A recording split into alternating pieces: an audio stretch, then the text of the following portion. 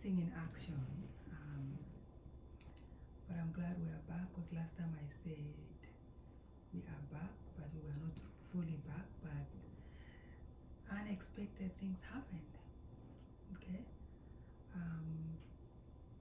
So I'm gonna get into two things. One, maybe a tiny story that is not interesting, and then a very interesting story to follow. So one of the reasons that I was missing in action is in regards to business, as in business. One thing I can tell you is, if you are planning to start a business in Canada, there are a lot of things that are easy to start a business in Canada. One, find out what type of business it is, what you want to do, what industry it is, whether it's going to be food, manufacturing, whatever that is that you are interested. That is the easy part. And the other easy part is registering your business. Registration and everything is easy. Kickstarting is not bad, but hitting the road is another story. There's a lot of bumps, and I don't know if it's systematic,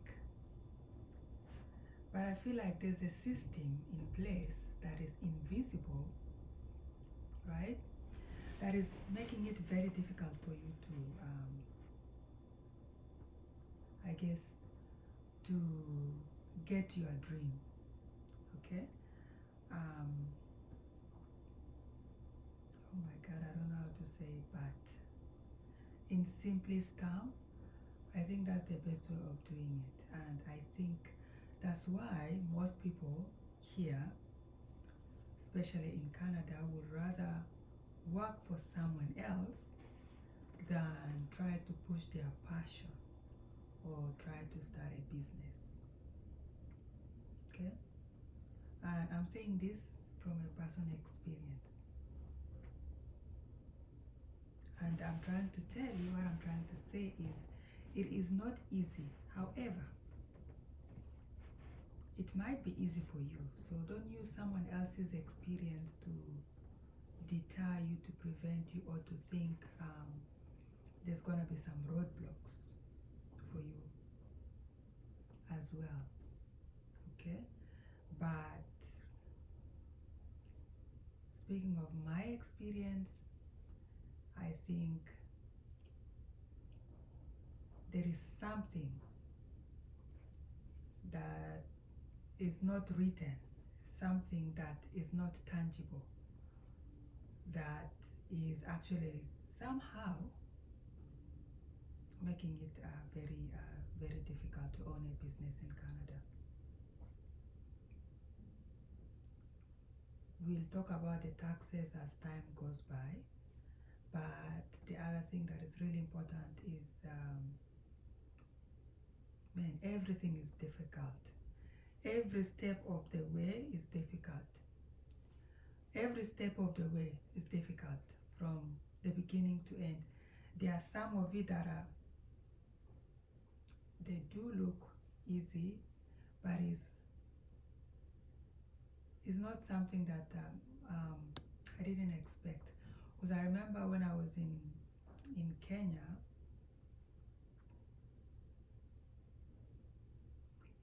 even when I was in Kakuma, when I was in Nairobi, anywhere I go, I try to start something for myself. And I've been quite successful in doing that. There are not a lot of, let me use this word, systematic roadblocks. I don't know if it's actually a roadblock per se that makes it that way.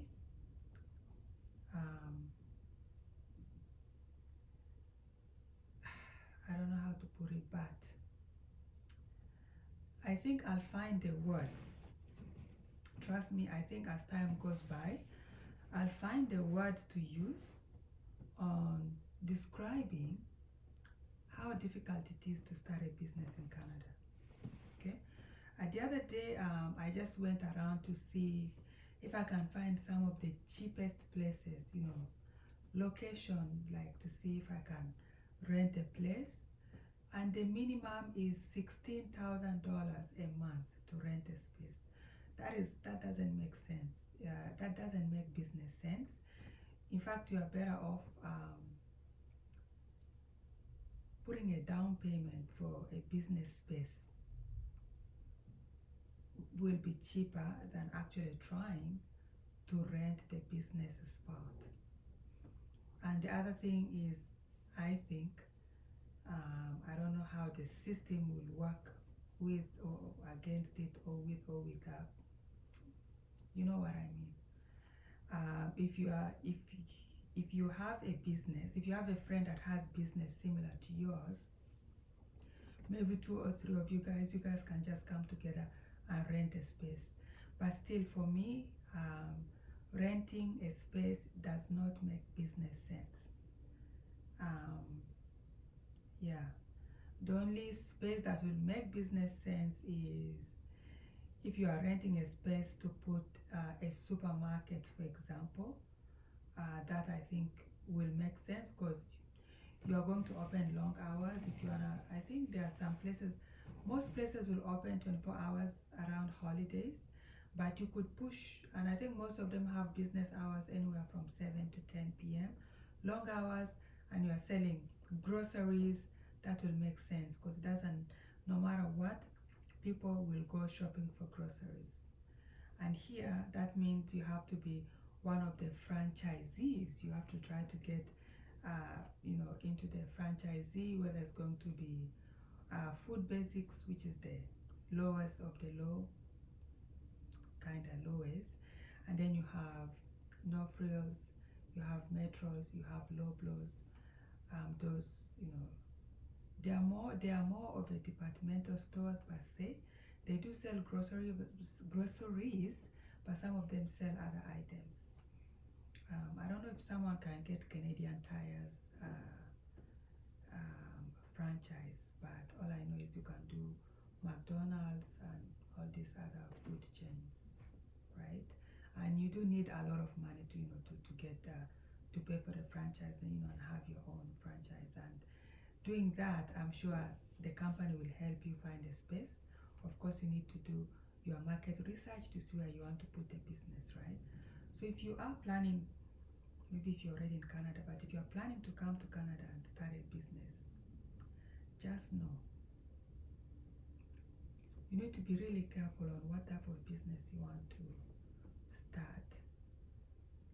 Even though you want to do petrol station, be selling gas, and I feel like that is also, I don't know if it's you do it through franchise. I am not so sure.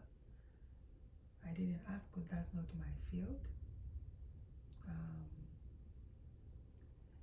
But I feel like if you have experience, or if you are good at, say, like designing furniture items, people do shop for furniture.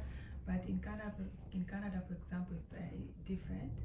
In the summer, you'll see that people are more into getting furnitures, because not in the summer, very few actually, because they would like to sit outside. They will buy not really inside the furnitures, but outside, those that have gardens. But in winter, people really want to change their furnitures, because people do stay in their home a lot more. So if you do have, like, I think some of the designs that people love now are those Turkish designs that have gold on them, or silver. Some people like those fancy looking. If you can make it from scratch, that will be a good business to bring in. Hold on, guys, I'll be right back.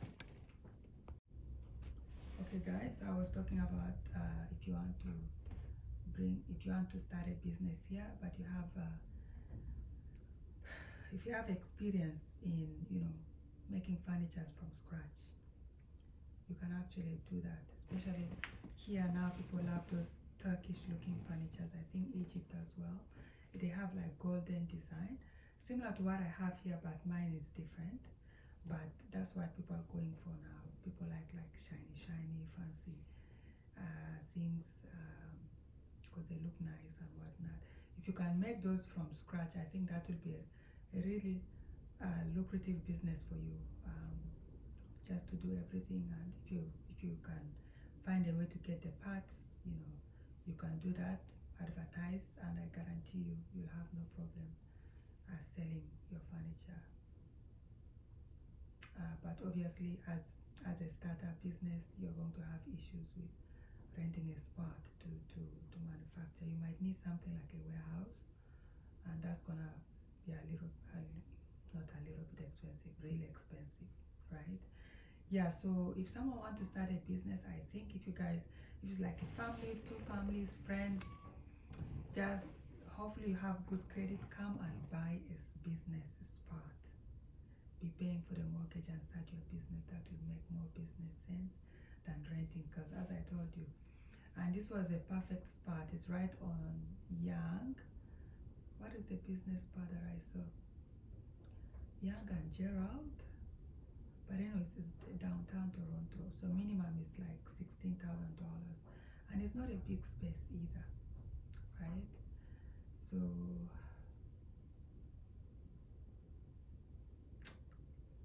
man. So yeah, I think there's something in the system.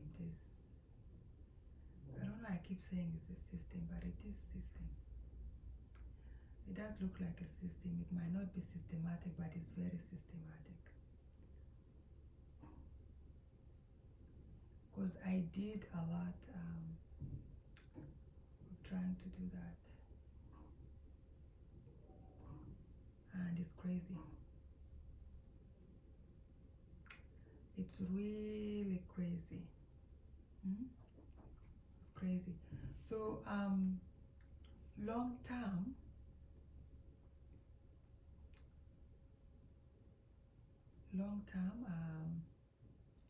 what is Canada's population? It's only 44 million. Toronto is like, I think, or is it 1 or 2 or 3 million? Is it 5 million now?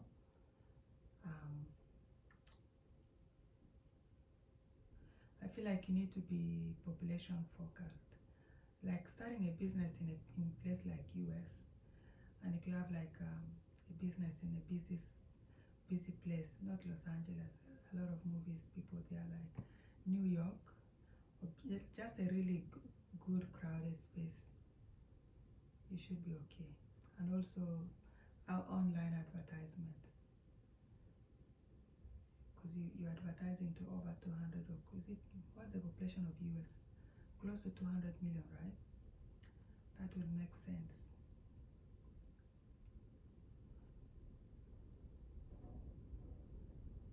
Because I am used to, this is what I'm used to. I'm used to,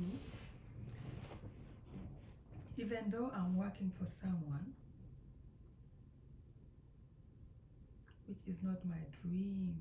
I didn't dream to say, oh my God, I need to graduate and then I'm going to work for somebody. That's not how my dream is. My dream is to work, have a day job, yes,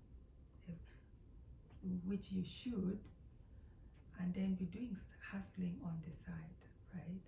Because you can use your hustling money to do like investing in different places and all that, which in long run, should pay off, right? And also, who knows, if you want to retire early, you should have the opportunity to do that, right? That's how I look at things. But anyways, back to the topic of business. So yeah, in Canada is very, very, very, very, very, I stress the very difficult to own a business. It's like, again, I'm gonna use the systematic. It does look systematic because the tenants, the branches that helps you bloom as a business person.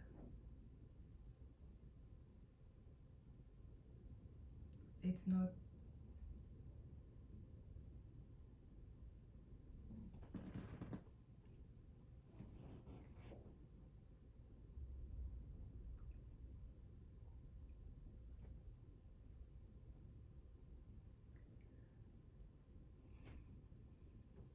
Okay,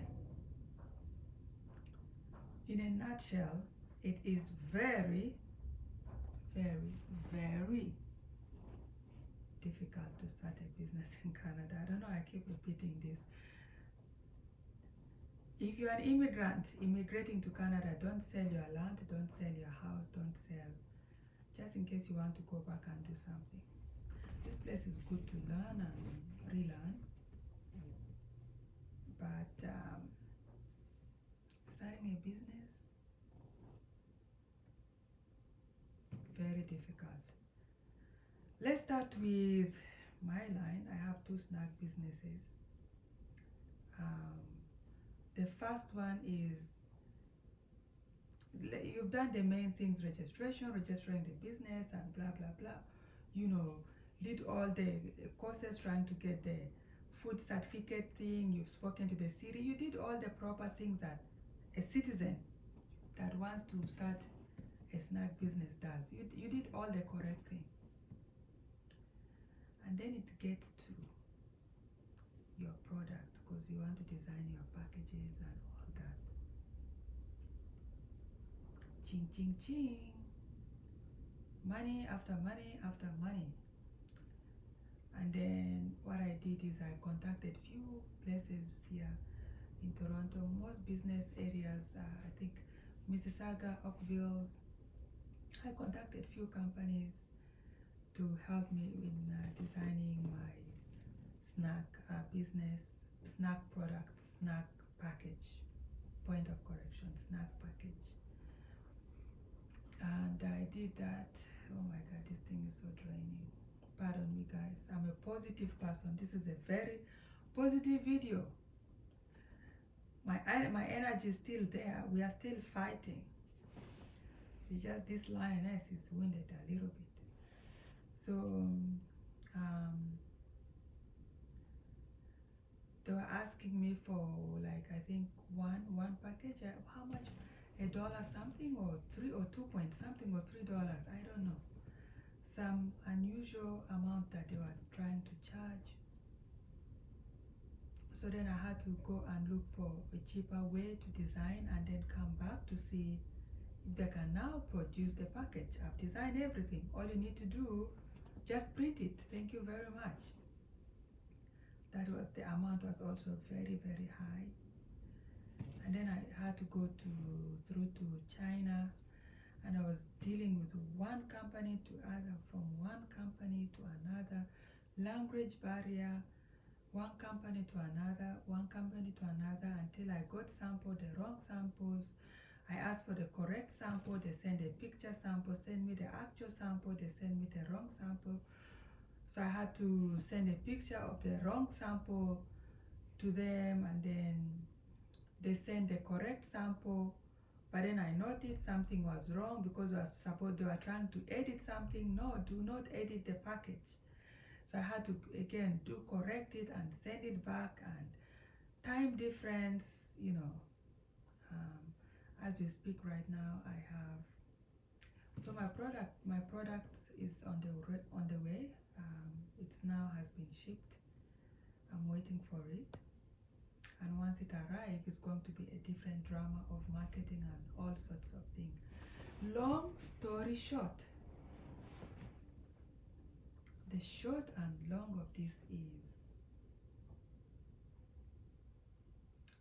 the next time you are eating a snack in the store, say thank you, Jesus, because you don't know what these people went through to produce that snack.